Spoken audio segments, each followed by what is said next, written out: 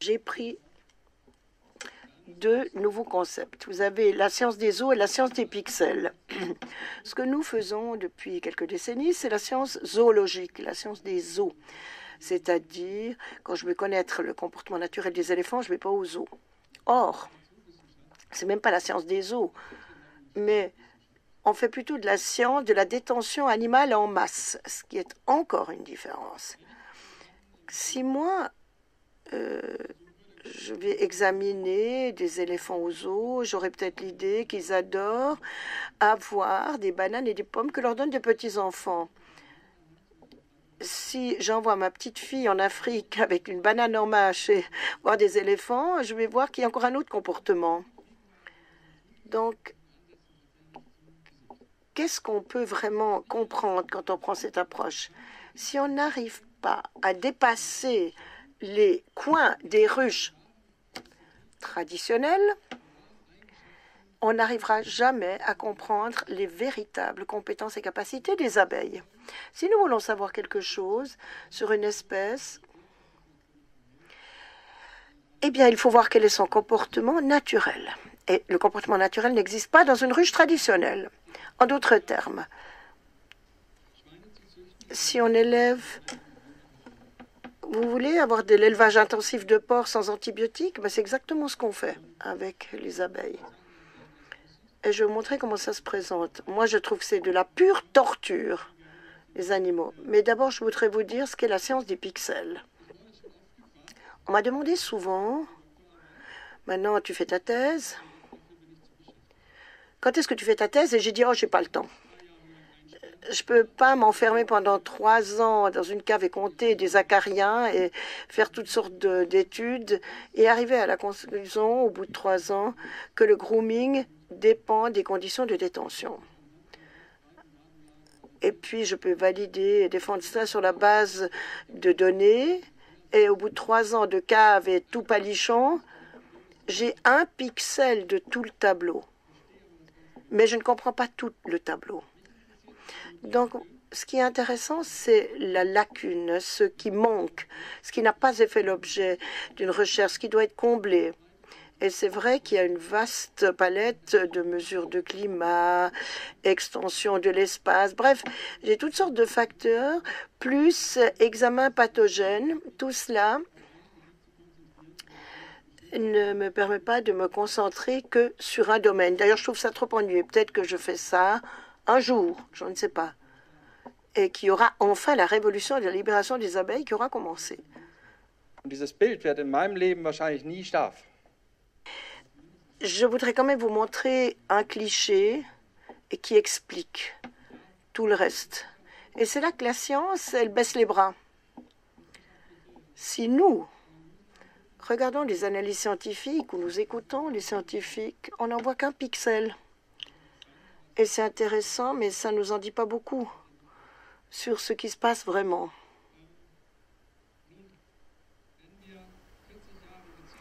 Si pendant 40 ans, on a fait des sélections, des interventions génétiques, nous n'avons pas eu l'abeille dont nous rêvons. Par exemple, on a montré une expérience au Gotland, c'est que les abeilles ne disparaissent pas si on infecte des ruches traditionnelles avec du varroa et qu'on laisse ces populations se débrouiller. Il y a plus de 90% qui meurent, mais cette part est beaucoup trop élevée.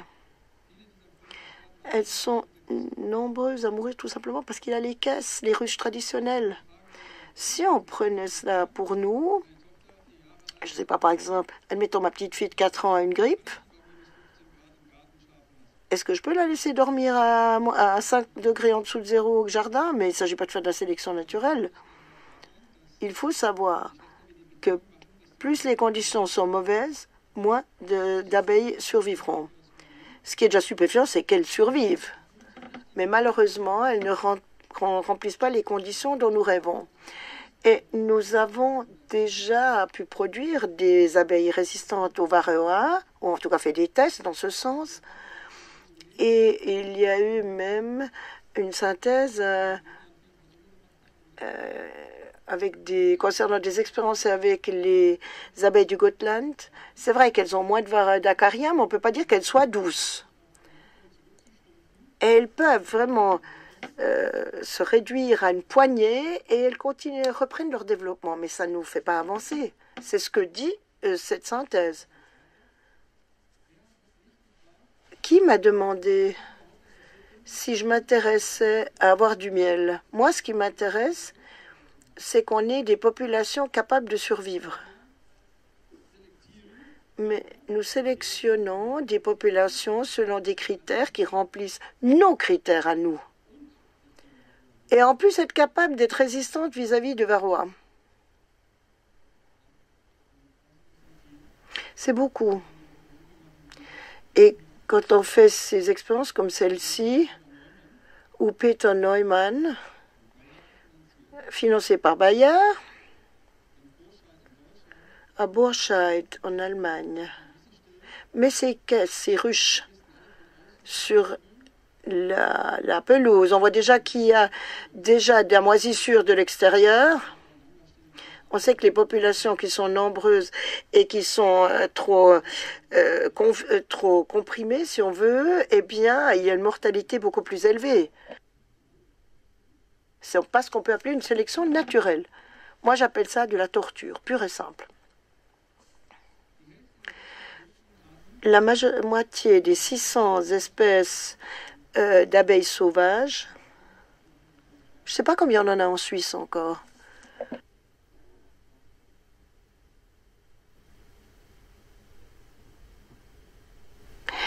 Malheureusement, l'interprète n'entend pas parce que monsieur ne parle pas dans le micro. Ähnlich, aber die Hälfte der 600 Wildbienenarten. Mais la majorité des 600 espèces sont menacées d'extinction, ou en tout cas elles sont sur la liste rouge. Il y a des appels lancés par des hommes politiques en Allemagne pour avoir de l'apiculture urbaine, en disant mettez des ruches sur les toits, au soleil, à la pluie, et prenez du miel et faites quelque chose de bien pour la nature. À Hambourg, dans la ville où je vis, nous avons environ 1000 de ces ruches traditionnelles. Si chacune a besoin d'une demi-tonne de nectar pour couvrir les besoins énergétiques de base, eh bien, elles prennent autant d'énergie que 10 000 populations de plus. Et on constate que 500 tonnes, 500 000 litres de nectar sont pompés dans la ville pour compenser la perte d'énergie de cette détention qui n'est pas correspondante à l'espèce, eh bien, on verrait des milliers d'abeilles qui recouvriront nos routes mortes. Et il y a eu déjà des enquêtes qui montrent clairement que là où on met ces détentions de masse, eh bien, les abeilles solitaires, sauvages, diminuent. En fait, elles ont évolué, elles coexistent sans se voler la nourriture. Le problème n'est pas qu'il n'y a pas assez de nourriture. Le problème, c'est le type de détention. Et là où il faut mettre du sucre, eh bien, les sauvages ont déjà parti. Parce qu'elles ont beaucoup plus de butineuses et elles peuvent survivre. Alors, encore une fois, les apiculteurs veulent faire le bien, mais ils sont totalement trompés par la propagande en disant que c'est une ruche traditionnelle de grande taille est tout à fait correspondante aux besoins des abeilles. Et ce n'est pas ça du tout.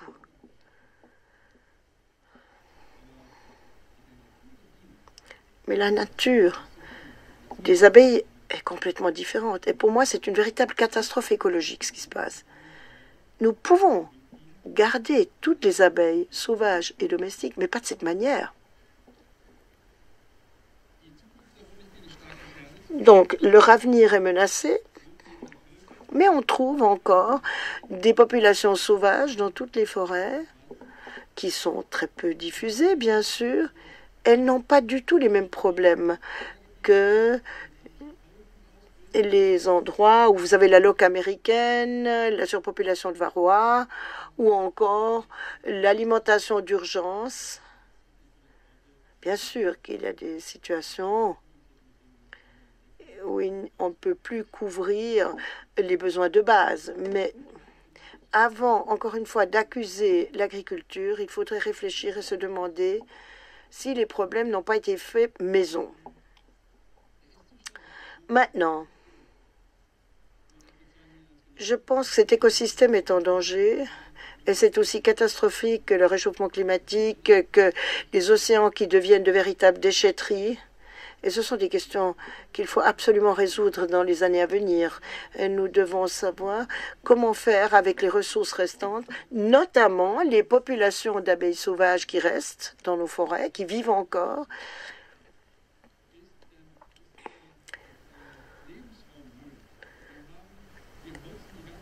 Le problème de ces abeilles, c'est qu'elles n'ont plus d'habitat. Parce qu'on n'arrête pas d'abattre des arbres. Or, il faut 300 ans pour avoir une cavité de souche. Et nous les abattons. Et on ne peut pas attendre 300 ans pour que ça repousse, pour qu'il y en ait des nouvelles. Und das schaffen wir nur. Wir werden diese Spezies nur dann erhalten. Il faut faire quelque chose et nous ne pourrons maintenir ces espèces que si nous arrivons à laisser de nouveau la sélection naturelle faire son œuvre. On va me dire que c'est une utopie. Mais je crois qu'on a de bonnes chances d'y arriver. Ce qu'il nous faut, c'est des alternatives. Et le choix dans la formation. Voilà pourquoi j'ai créé la Beekeeping Revolution. Il ne s'agit pas seulement de révolution, il s'agit d'évolution. Et c'est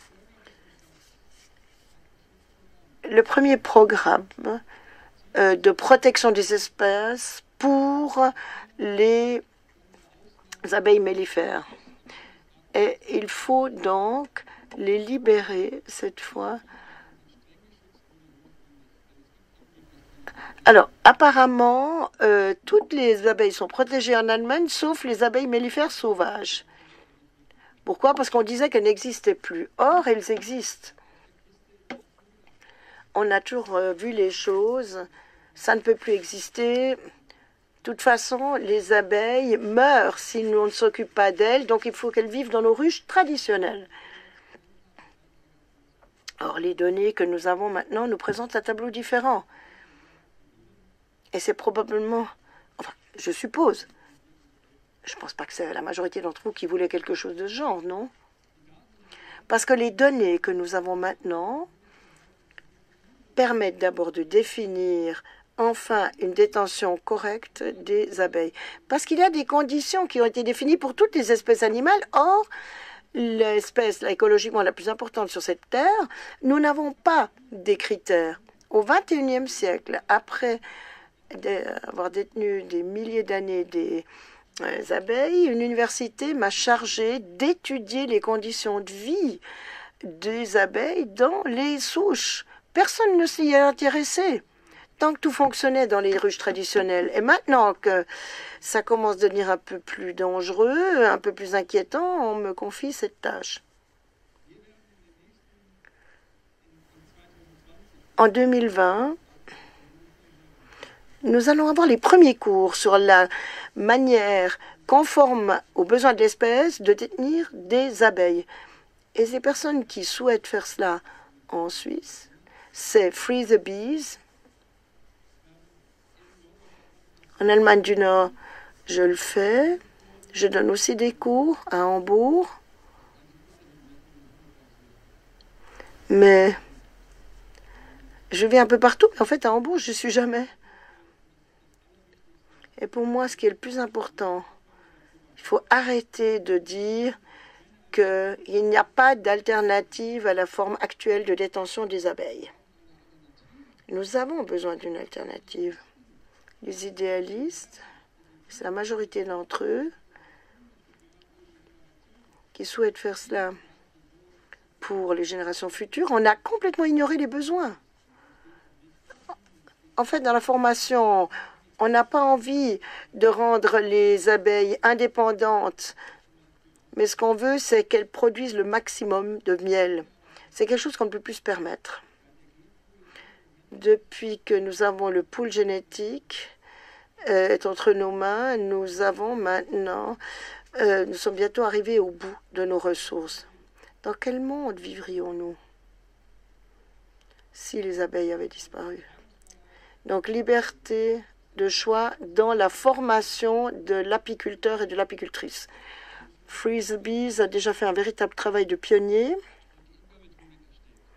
et a mis au point une méthodologie pour les apiculteurs en proposant un programme de formation partant des populations naturelles et puis à l'apiculture intensive, extensive. Ce qui est important, c'est pas seulement qu'on définisse les critères, mais qu'on fasse une analyse claire de l'état actuel et savoir quel est l'impact de la détention actuelle. Est-ce que vous êtes prêt à vouloir exploiter vos abeilles, avoir du miel, et puis à les gorger de chimie, ou est-ce que vous aimeriez sauver cette espèce et la maintenir? Donc, on ne peut pas exploiter une espèce tout en la maintenant. Il y a un concept semblable en Floride. On peut acheter des têtes d'alligators dans les magasins de souvenirs et après on met à côté, ils sont détenus dans des fermes et la vente de leurs têtes finance la viande pour les autres. C'est ahurissant. Je ne dis pas qu'il faut... pour moi, le fait d'avoir ces abeilles qui sont dépendantes de nous et qui sont dépendantes de la chimie, c'est comme garder des ours polaires dans les eaux. Les scientifiques qui disent on n'a pas de problème. Les mellifères n'ont pas de problème. C'est l'apiculteur qui a des problèmes. Donc, il ne faut pas avoir l'ours polaire dans les eaux. Il faut garder et maintenir ces abeilles qui ont ce rôle clé dans notre écosystème. Et ce n'est pas dans nos ruches traditionnelles que ça va fonctionner.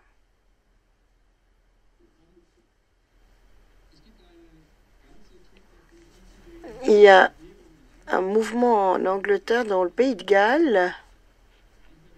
Ça fait des dizaines d'années qu'on ne traite plus les abeilles. Il y a des adaptations des abeilles à ces acariens varrois qui leur permettent en partie, en tout cas, de ne pas avoir de problème avec les varrois. Donc les ouvrières éclosent un jour avant, ce qu'il y a moins de descendants de varrois qui vont survivre. Mais la majorité des mécanismes de défense prend du temps. Le fait de se nettoyer, ça leur prend du temps. L'operculage, le désoperculage, tout ça prend du temps. Lorsqu'une population d'abeilles peut faire du grooming dans une ruche traditionnelle, ils disent « Ah non, elles valent rien ces abeilles. Elles ne vont pas assez de miel. » Et puis les reines sont paresseuses, sans même regarder.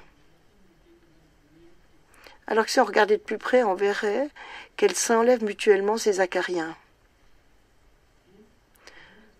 Voilà, je suis beaucoup de populations sauvages. Je vous encourage à les déclarer. J'ai des listes et des listes et des listes. Les personnes m'envoient des photos et me disent voilà, là il y a des abeilles. Je vais les mettre en ligne pour ne pas dire, je dirai pas exactement où c'est, mais je vais montrer qu'il y a ces populations. Et je vais montrer combien de temps elles vivent. Et la même chose pour ces arbres. Parce que toutes ces populations sont extrêmement précieuses pour la science. Et j'ai trouvé des indications très précieuses sur la survie de ces populations qui vont mourir peut-être, mais pas dans la proportion où elles meurent dans les ruches traditionnelles où elles sont gorgées de substances chimiques. Et on verra que les pertes seront infiniment inférieures. Alors, je dépends des dons. Quelqu'un qui m'a donné 5 euros. Vous avez un bouton sur mon site et vous pouvez me faire un don. Je me réjouis chaque fois qu'on me donne de... Parce que c'est moi qui finance mes recherches. Aussi, ces projets que je fais, je ne gagne rien à tous ces projets. J'ai mis le concept en open source et je fais construire les Schiffer Trees par la Caritas en Allemagne. Et je voudrais remercier Willy qui les construit et qui a mis mon projet en œuvre. Nous avons beaucoup discuté et je suis très reconnaissante. Où tu es où? Ah. Et je crois qu'il mérite un grand applaudissement parce que c'est grâce à lui que j'ai cela, que j'ai ces Schiffer Trees qui permettent de faire des projets. Et puis un livre qui est le Watergate ça s'appelle le Watergate des abeilles. Ce livre mène à le raisonnement, enfin, montre l'absurdité du raisonnement de dire que la manière de détenir les abeilles, comme on le fait dans des ruches traditionnelles, est la seule. Ce livre sera adoré, mais peut-être sera détesté. J'en connais aucun qui va déclencher autant de polémiques, puisqu'il est très critique avec les formes actuelles de détention. Il parle de tous les chantiers que nous avons. C'est les Schiffer Trees, ici, vous voyez. Il s'agit donc de tenir compte de leur manière naturelle et évolutionnaire de vivre et leur environnement également. Et nous essayons maintenant justement de mettre cela en œuvre et nous ne savons même pas si c'est vraiment de la détention. En fait, c'est simplement, on met à leur disposition un certain espace. Si vous suspendez une cage d'oiseaux, ça ne veut pas dire que vous aurez des chauves-souris ou des oiseaux. La sélection naturelle est donc empêchée par les apiculteurs traditionnels. Et la question du Schiffer Tree a été donc développée pour restaurer, simuler les conditions qu'on a dans une souche.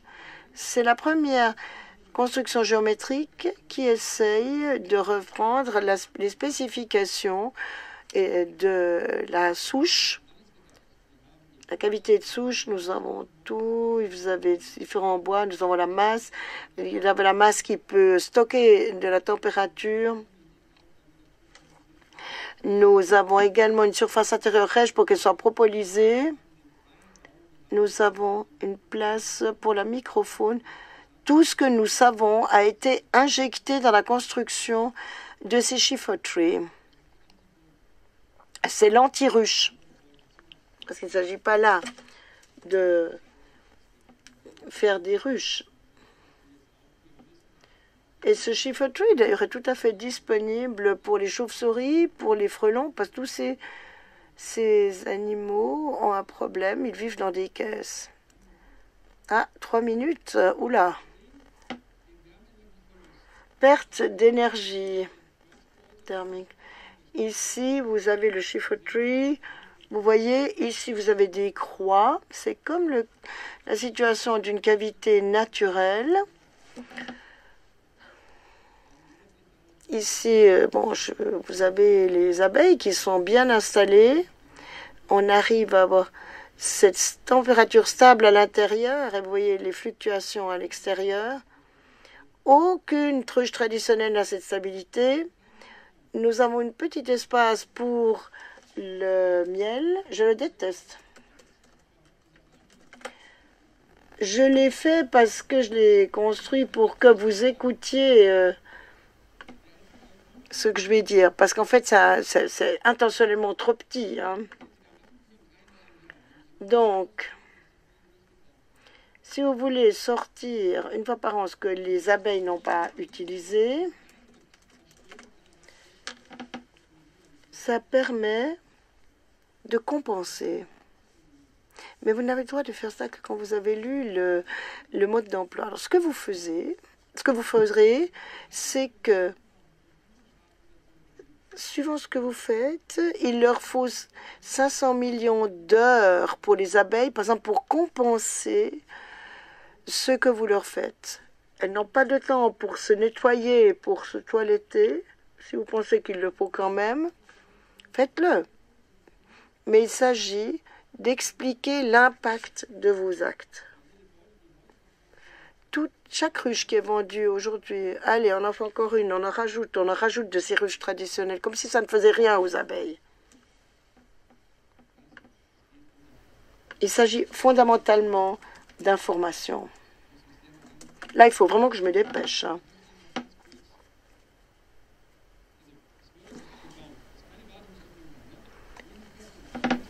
Alors, il me faut quand même 5 minutes de plus. Alors, déjà, les apiculteurs disent, mais où est-ce que je peux contrôler? Où est l'ouverture qui me permet de contrôler les abeilles? Il n'y a pas besoin de les contrôler quand on leur donne des conditions conformes à l'espèce. On n'a rien à... Il ne faut pas les embêter. Enfin, si elles n'y arrivent pas, tant pis, mais elles en meurent. C'est pour ça que nous n'avons pas d'ouverture ici pour le contrôle de la ruche. Si vous faites encore 50 kilos de miel avec une ruche traditionnelle, il vous faut les cadres, les parois de séparation, il faut regarder une fois par semaine, manipuler, contrôler. Il faut en plus vous habiller pour vous protéger, il vous faut des verres, il vous faut des trucs pour faire fondre la cire, bref, un équipement incroyable. Ouais, ça aussi, c'est un facteur de coût et de temps. Pour un chiffre tree, vous pouvez sortir ces 5 kilos une fois par an. Parce que si vous avez 50 kilos, vous le vendez peut-être 10 euros par kilo. Maintenant, il y a une nouveauté en Angleterre qui disent qu'ils ont examiné ces miels qui viennent de ces cavités de souche et qui ont le même taux d'antibiotiques, si vous voulez, que le miel Manuka, qui coûte une fortune. Alors, les substances qui sont diffusées par le propolis rentrent dans le miel, qui devient là un véritable médicament.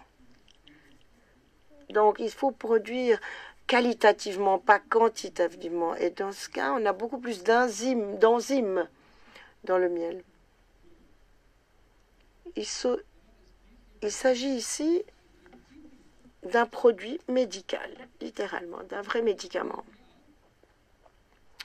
Et si une fois par an, je peux sortir 5 kilos de miel et que je referme tout de suite, une fois que j'ai sorti mes 5 kilos, qui est aussi antibiotique que ce miel de Manuka qui coûte 1 000 euros pour 5 kilos.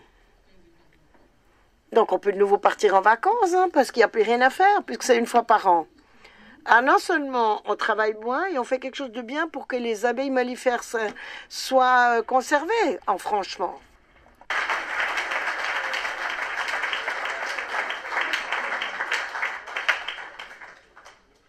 Nur so als Aussicht. Also, ich bin jetzt sofort fertig. Das ist Bon, je crois que c'est le dernier transparent que je vais vous montrer. Pourquoi est-ce que finalement les apiculteurs tuent ce qu'ils aiment et voudraient conserver? Nous avons perdu la culture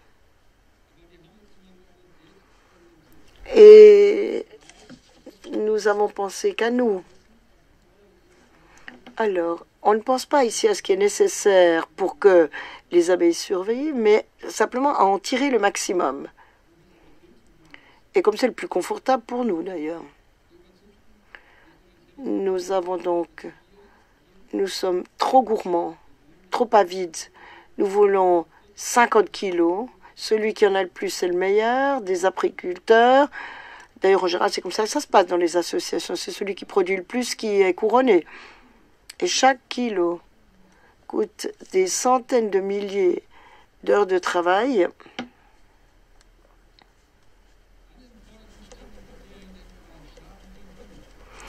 Tous ces critères dont j'ai parlé, le fait d'être tranquillement sur les alvéoles, de produire beaucoup de miel, d'être douce, de ne pas essaimer, des tensions de masse, peu de propolis, etc., etc. Tout ça est mauvais pour l'abeille.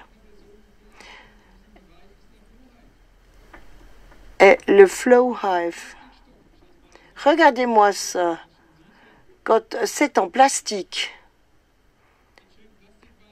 avec des alvéoles en plastique, comme s'il n'y a pas de bactéries, on ne doit même pas ouvrir, on les sort et le miel coule directement dans le verre.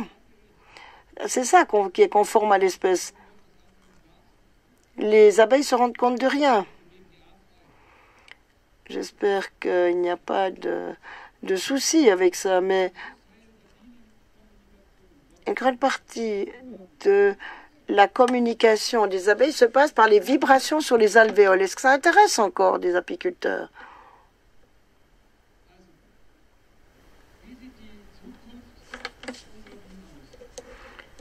Comment se présente l'avenir de nos abeilles? Si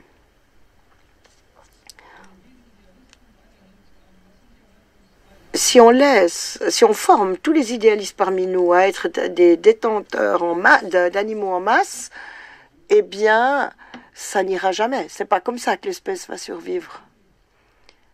Mais peut-être comme ça. Alors réfléchissez.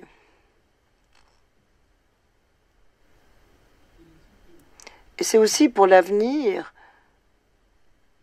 de nos enfants. Et je vous remercie.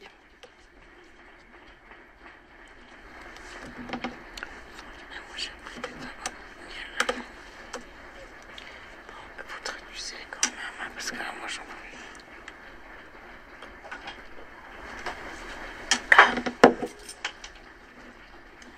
Non, non, non.